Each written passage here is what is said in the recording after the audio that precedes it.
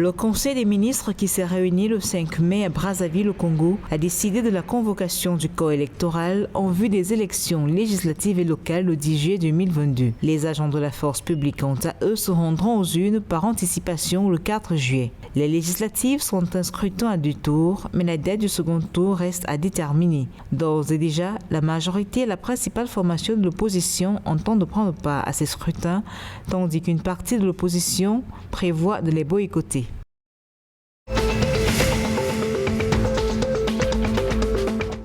À travers un point de presse ce 6 mai, le coordonnateur de la plateforme Wakitama, Max Lwalgar, annonce le report de la marche prévue le 10 mai au Tchad. Elle est décalée de 4 jours pour réaffirmer les valeurs de la République. Pour Max Lwalgar, le report inédit du dialogue confirme définitivement l'échec du Conseil militaire de transition a conduit une transition consensuelle et apaisée. Le leader de la plateforme Wakitama dit avoir eu écho des informations selon lesquelles des militaires français seraient installés dans 5 villes du pays, à savoir Ati, Wour, Adré, Amtimam et Tissi. Des délégations qui n'ont suscité aucune réaction de la part du Conseil militaire de transition s'indigne une fois de plus Max Lwalgar.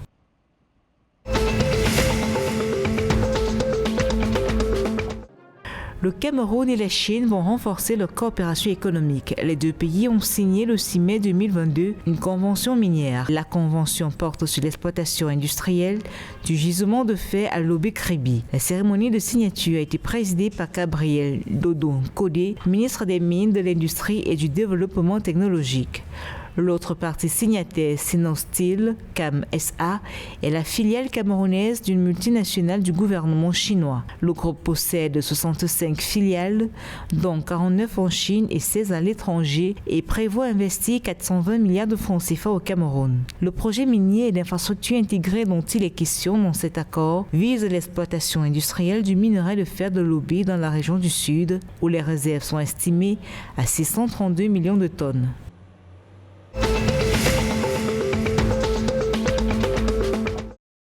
C'est un exploit pour la Direction générale des impôts de la République démocratique du Congo qui vient de réaliser au 29 avril 2022, dans le cadre de l'échéance du 30 avril de cette même année, 1,5 milliard de dollars américains de recettes fiscales, représentant le triple des recettes fiscales réalisées au cours de la même période en 2021. Selon le directeur général des impôts Mwakadi Mwamba Barnabé, cette performance résulte de la stratégie managériale mise en place par la haute direction qu'il dirige et le concours de l'ensemble du personnel. Le mandat de Barnabé Mwakadi marque une mobilisation des recettes de haut niveau. Au terme de l'année 2021, la Direction générale des impôts a réalisé 130% de recettes fiscales.